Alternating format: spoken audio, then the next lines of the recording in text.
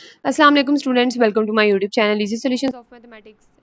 आज की वीडियो में मैं आपको हम लोग करें वन डायमेंशन हीट इक्वेशन के अंदर इनहोमोजेनियस की एग्जांपल्स। तो वन डायमेंशन हीट में हीट इनहोमोजेनियस की दो एग्जांपल्स मैं आपको करवा चुकी थी। अब हमने करनी थी एग्जांपल नंबर 3। एग्जांपल नंबर 3 कुछ इस तरह से थी कि find the steady state solution and transient solution. उन्होंने खुद ही कह दिया कि स्टेडी स्टेट भी निकालना है, ट्रांजिएंट भी निकालना है और ऑफ द प्रॉब्लम। और ये हमें प्रॉब्लम दे दी गई है, आल्सो कंसीडर द केस। और इसमें अंदर उन्होंने कहा है यहाँ पे एफ ऑफ एक्स उन्होंने इनिशियल कंडीशन में दिया और एफ ऑफ एक्स उन्होंने कहा है कि इसके इक्वल है T1 के इक्वल है। अब हम लोगों ने स्टेडी स्टेट सोल्यूशन किस तरह से निकालना है मैंने आपको बहुत ब्रीफली पहले बताया हुआ है। मैं जल्दी जल्दी से बताती हूँ। जितनी हमें गिवन चीज़ें होती हैं हम सबसे पहले उनको नाम देते हैं, 1 2 3 4 इक्वेशंस, सारी बाउंड्री कंडीशंस को इक्वेशन को हमने सबको नाम दे दिया। उसके बाद हम लोग लाइट करते हैं सोल्यूशन क्या कि वी ऑफ एक्स जो है वो हमारे पास स्टेडी स्टेट सोल्यूशन है और वो हम लोग इसके इक्वल लेट करते हैं कि अगर limit t approaches to infinity हो और यू ऑफ एक्स टी तो is equal to v of x होती है। उसके बाद हम लोग इसके ज़रिए से हम लोग अपनी जो वैल्यू चाहिए होती है उसको निकालते हैं। सबसे पहले हमने क्या करना है, दो दफ़ा डेरिवेटिव चाहिए तो हम दोनों तरफ विद रिस्पेक्ट टू एक्स दो दफ़ा डेरिवेटिव ले लेते हैं। विद रिस्पेक्ट टू एक्स जब हमने दोनों तरफ डेरिवेटिव लिया और v जो है वो x का फंक्शन है, डेरिवेटिव भी विद रिस्पेक्ट टू x है तो हम इसे डायरेक्ट डेरिवेटिव में चेंज करेंगे। उसके बाद हम लोगों ने नेक्स्ट जो है वो अब हमें क्या चाहिए, u का with respect to t derivative चाहिए, दोनों तरफ with respect to t derivative apply करेंगे। उसके बाद हमें u में ज़ीरो चाहिए x की जगह, तो हम u में x की जगह ज़ीरो पुट करेंगे।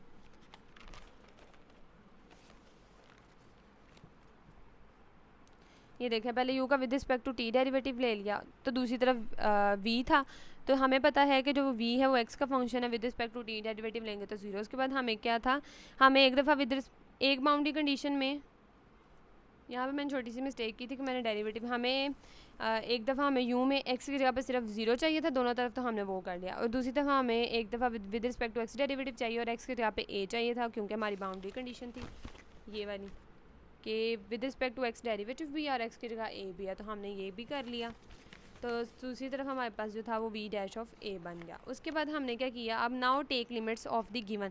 अब जो गिवन शुरू वाली इक्वेशंस थी ना, गिवन 1 2 जिनको हमने नाम दिया 1 2 और 3, तीनों पे हमने उनकी जो है ना वो लिमिट्स अप्लाई करनी है और उनके अंदर वैल्यूज पुट करनी है। पहली जो हमारी जो थी स्टैंडर्ड इक्वेशन है उसके ऊपर हमने दोनों तरफ लिमिट अप्लाई की। इस वाली की वैल्यू हमारे पास d square v over d x square हमने अभी भी निकाल लिया डायरेक्ट डेरिवेटिव, और इसकी जो वैल्यू है you of T D T ऊपर दी हुई है, ये ज़ीरो है। ये पुट की इसे क्वेश्चन नंबर 5 कह लिया। उसके बाद हमारी ये वाली थी, इस जब हमने अपनी बाउंड्री कंडीशन जो थी, बाउंड्री कंडीशन जो एक फर्स्ट वाली दी हुई है, हमने उसके ऊपर जब लिमिट अप्लाई की तो वो हमारे पास आई है, सॉरी यहाँ पे भी छोटी सी मिस्टेक हो गई थी। अच्छा, हमें u of zero t is equal to t naught दिया था, इसमें दोनों तरफ लिमिट अप्लाई की। इस वाली की हमने अभी भी निकाल लिया, v ऑफ ज़ीरो होता है, v ऑफ ज़ीरो लिख दिया और इसके ऊपर जब लिमिट अप्लाई होगी तो t ऑफ ज़ीरो ही रहेगा। इसको क्वेश्चन नंबर 6 कह दी। इसी तरह हमारी जो नेक्स्ट कंडीशन है उसमें भी ये वो है, u एक्स था, u का with respect to x derivative a t is equal to zero था, तो अब हमने इस पर लिमिट अप्लाई की, ज़ीरो पर लिमिट अप्लाई करेंगे तो कौन सा कोई फ़र्क पड़ जाना उस पर। तो इसकी जो वैल्यू निकाली थी हमने वो वी डैश ऑफ ए निकली थी, तो वी डैश ऑफ ए इसकी जगह पुट कर दिया, इज इक्वल टू ए आया फ्रॉम इक्वेशन 5। इक्वेशन 5 को 2 टाइम्स इंटीग्रेट करें तो आपके पास वी ऑफ एक्स की वैल्यू आएगी कुछ इस तरह से, ए एक्स प्लस बी। अब एक दफ़ा हम लोग इसका डेरिवेटिव भी ले लेंगे जो कि हमारे पास आ जाएगा ए। अब हमने जो पहली कंडीशन है हमारी वो है v of zero is equal to t naught. अब हमने वो अप्लाई की तो v of zero is equal to t naught, ये वाली कंडीशन अप्लाई की तो b is equal to t naught आ गया। इस तरह हमारे पास जो दूसरी कंडीशन है वी डैश ऑफ ए, अब हमारे पास वी डैश ऑफ एक्स है, एक्स की जगह ए पुट कर दें, दूसरी तरफ तो एक्स है ही नहीं तो ये ए के इक्वल ही रहेगा, तो वो किसके इक्वल है, ज़ीरो के। तो हमारे पास यहाँ से ए की वैल्यू क्या आ गई, ज़ीरो आ गई। उसके बाद पुट वैल्यूज़ इन 8। इक्वेशन नंबर 8 मैंने किसको कहा था, मैंने इसको वी ऑफ एक्स जो ए एक्स प्लस बी था इसको इक्वेशन नंबर 8 कहा था। इसमें आपने स्टैंडर्ड में जाके जो वैल्यूज़ हैं वो ए और बी की पुट कर देनी है, v of x is equal to t naught आ जाएगा। तो ये हमारा स्टेडी स्टेट सोल्यूशन है, यहाँ पे आप लिख दें which is the required steady state solution, जो कि हमारा क्या निकला है, टी नॉट। उसके बाद हमने ट्रांजिएंट सोल्यूशन निकालना है। ट्रांजिएंट सोल्यूशन के अंदर क्या होता है कि यू इज इक्वल टू,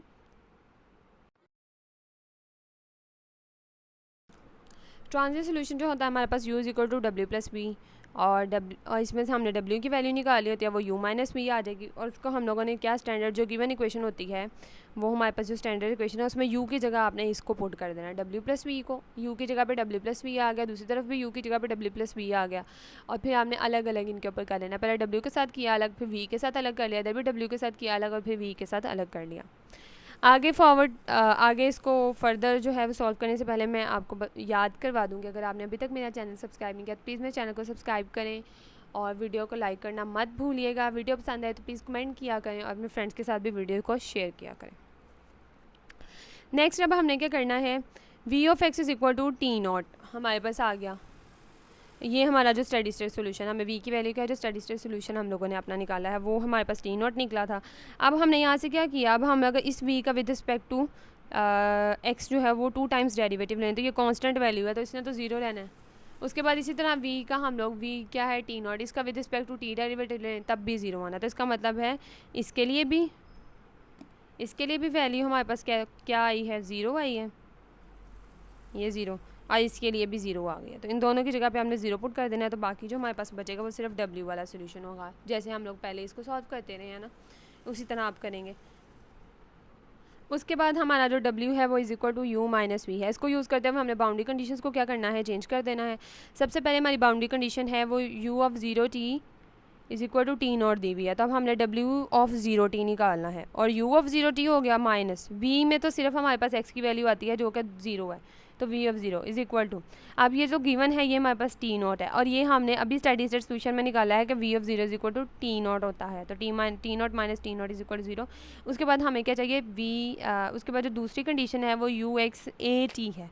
तो इसी के according w x a t हम लोग निकालेंगे, जिसके अंदर u x a t में से माइनस करेंगे हम लोग v x, और x क्या है हमारा a, v x a को, ये ज़ीरो है गिवन क्वेश्चन में और ये हमारा स्टडी स्टेट सोल्यूशन में ये दूसरी कंडीशन थी जो कि हमारे पास क्या थी, ज़ीरो थी।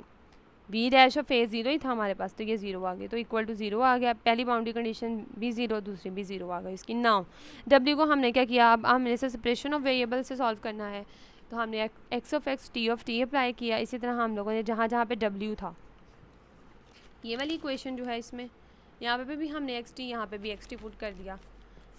यहाँ पे x पुट करने के बाद हमारी इस तरह की सोल्यूशन बना जो कि मैं आपको बहुत दफ़ा करवा चुकी हूँ। उसके बाद हमने इस वाले को इसके इक्वल किया तो हमारा d is equal two plus minus iota lambda हो गया। उसके बाद हमने इस वाली चीज़ को इसके इक्वल रखा और यहाँ पे दोनों तरफ इंटीग्रेशन अप्लाई की तो हमारे पास एक ये सोल्यूशन बन गया। कि मैं जल्दी जल्दी इसलिए करवा रही हूँ कि मैं बहुत दफ़ा एक्सप्लेन कर चुकी हूँ ये। उसके बाद अब हमने कंडीशंस अपनी बनानी होती हैं इसके अकॉर्डिंग डब्ल्यू एक्स टी में। अब डब्ल्यू एक्स टी देख लें या यू ऑफ एक्स टी देख लें, इसके अंदर जो हमारे पास एक्स की वैल्यू क्या है वो ज़ीरो है। तो यहाँ से हमारी एक कंडीशन जो है वो एक्स ऑफ, पहले में एक्स की वैल्यू ज़ीरो है, x of 0 is equal to, और टोटल भी इक्वल टू 0 ही है। उसके बाद डब्ल्यू ऑफ एक्स, डब्ल्यू या डब्ल्यू के साथ डेरिवेटिव है तो यहाँ पे एक्स का डैश आएगा। ए की वैल्यू, एक्स की वैल्यू क्या है, ए है, तो यहाँ पे ए आएगा, और इक्वल टू ये भी ज़ीरो है तो ये भी ज़ीरो आएगा।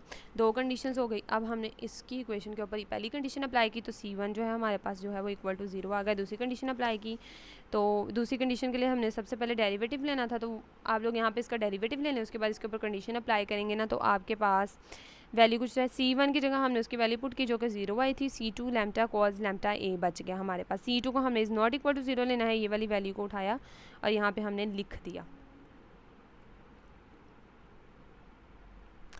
और lambda a is equal to cos inverse of 0। अब कॉज इनवर्स ऑफ 0 हमारे पास क्या होता है, कॉज इनवर्स ऑफ 0 का मतलब है कॉज कहाँ कहाँ पे 0 है, तो वो 2n+1 π/2, ये एक जनरल चीज़ है कि कॉज इसके ऊपर 0 है। ये भी आपने याद रखना, जिस तरह साइन n पाई पे 0 होता है और कॉज n पाई पे -1 की पावर n होता है, इसी तरह कॉज जो होता है वो 2n+1 π/2 पे होता है, वो इस वाली वैल्यू पे जो कॉज है वो 0 होता है।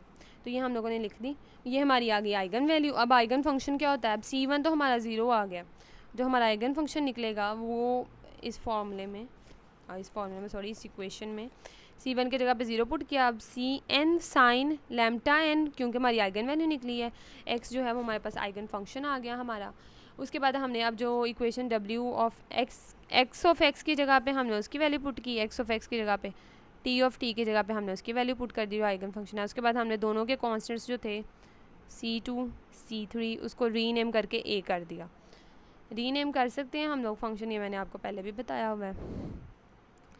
उसके बाद हम लोगों ने क्या किया, एक दफ़ा इसका डेरिवेटिव ले लिया, क्योंकि अब हमने बाउंड्री कंडीशंस अप्लाई करनी है ना, w निकाल ली। अब हमने तो दोनों की बाउंड्री कंडीशंस जो हमने निकाली हुई हैं, दोनों की बाउंड्री कंडीशंस नहीं निकाली हुई, यहाँ तक हमारा फंक्शन हो जाता है अगर इनिशियल कंडीशन ना हो। तो इनिशियल कंडीशन तो होती ही होती है, हीट के अंदर एक इनिशियल कंडीशन होती है। यहाँ तक हम लोग फंक्शन निकालने के बाद क्या करते हैं, उसके ऊपर इनिशियल कंडीशन अप्लाई करते हैं। डेरिवेटिव की वैसे ज़रूरत ही नहीं थी, ये मैंने यहाँ पर पता नहीं क्यों लिया हुआ है।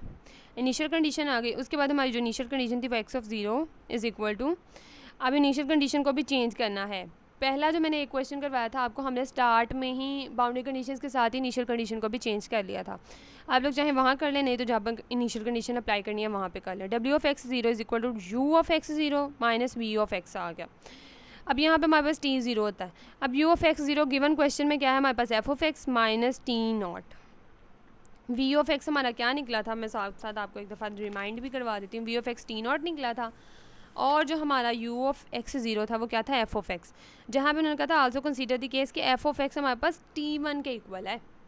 तो अब हमने पहले इसको f ऑफ x लिखा, यहाँ पे f ऑफ x लिखा, और माइनस v ऑफ x को हमने t नॉट लिखा। उसके बाद f ऑफ x को हमने t1 ले लिया, क्योंकि क्वेश्चन में उन्होंने कहा है माइनस t नॉट। ये हमारे पास आगे कंडीशन अप्लाई करने के बाद अब put t is equal to 0। अब हमारी w ऑफ x 0 जो है वो, यानी ये हमारी बाउंड्री कंडीशन निकली है विद रिस्पेक्ट टू w। अब हमने इसके ऊपर अप्लाई करनी है। अब इस वाली इक्वेशन नंबर 4 में हम लोगों ने t की जगह 0 पुट किया। जब हमने t की जगह पे 0 पुट किया इक्वेशन नंबर 4 में, तो हमारे पास एक्सपोनेंट की वाली वैल्यू तो ख़त्म होगी, सिर्फ ये वाली वैल्यू बचेगी। अब x 0 की वैल्यू क्या है, वो t1 माइनस t नॉट है, वो यहाँ पे पुट कर दी। उसके बाद अब हमारा क्या होता था, हम लोग इसके ऊपर फोरियर साइन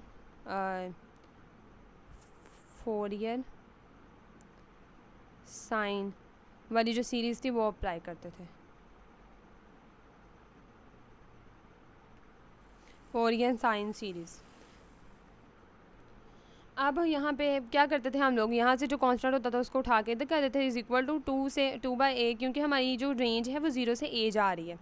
बाउंड्री कंडीशन के अंदर रेंज है, एक बाउंड्री कंडीशन में 0 है x और एक में a है, तो 0 से a 2/a। यहाँ पे हमारा क्या आता था, जो यहाँ पे पड़ी होती थी, यहाँ पे पहले f ऑफ x होता था तो हम f ऑफ x लिख देते थे। अब t1 माइनस t नोट है तो हमने t1 माइनस t नोट और साथ sine of lambda x dx आता था, और ये फार्मूला हमने लगा लिया। उसके बाद लैम्डा n की वैल्यू हमारे पास जो क्या निकली, जो आइगन वैल्यू है वो 2n + 1 π/2 आ गई है हमारे पास, हमने वो लिख ली। अच्छा, इसके अंदर एक और चीज़ थी, a यहाँ पे मल्टीप्लाई था, यहाँ पे आकर डिवाइड, तो ये 2a ये वाली है आइगन वैल्यू, हाईलाइट किया हुआ मैंने।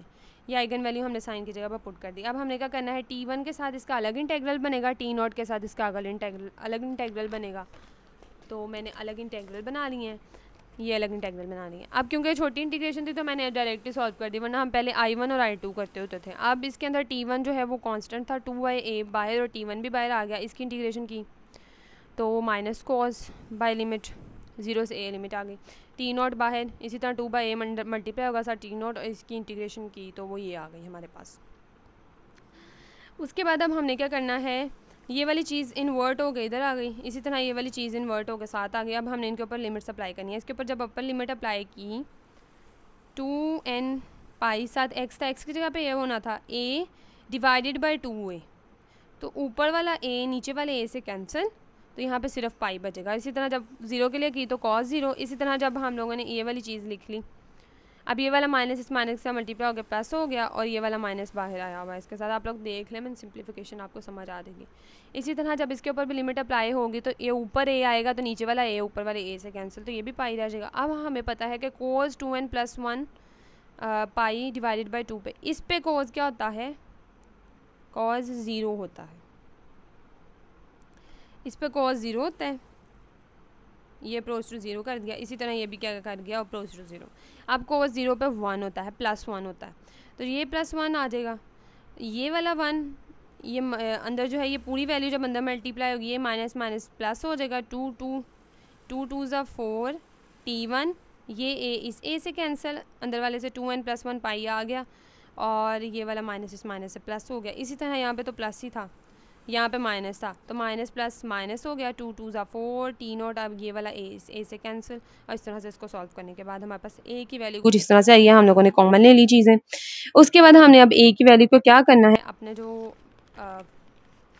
था इसको हमने 4 कहा था ना, अब इसके अंदर हम लोगों ने सोल्यूशन में जो ज़ाहिर है जो सोल्यूशन जिस सोल्यूशन में वो कांस्टेंट मौजूद है इसको सॉल्व कर रहे हैं, तो उसी जगह पे उसकी वैल्यू को भी पुट करेंगे। यहाँ पे a की वैल्यू को पुट कर दें आप, और आपके पास जो है वो इस प्रॉब्लम का आ जाएगा सोल्यूशन। तो ये हमारे पास इसका ट्रांजिएंट सोल्यूशन आ गया। होपफुली मैंने स्टेप बाय स्टेप समझाने की कोशिश की, आप लोगों को समझ आ गई होगी। स्टिल कोई क्वेश्चन है कमेंट सेक्शन में पूछ सकते हैं। वीडियो पसंद आई तो प्लीज़ वीडियो को लाइक करें, मेरे चैनल को सब्सक्राइब करना मत भूलिएगा और अपने फ्रेंड्स के साथ भी ज़्यादा से ज़्यादा मेरी वीडियो को शेयर करें। Thank you so much.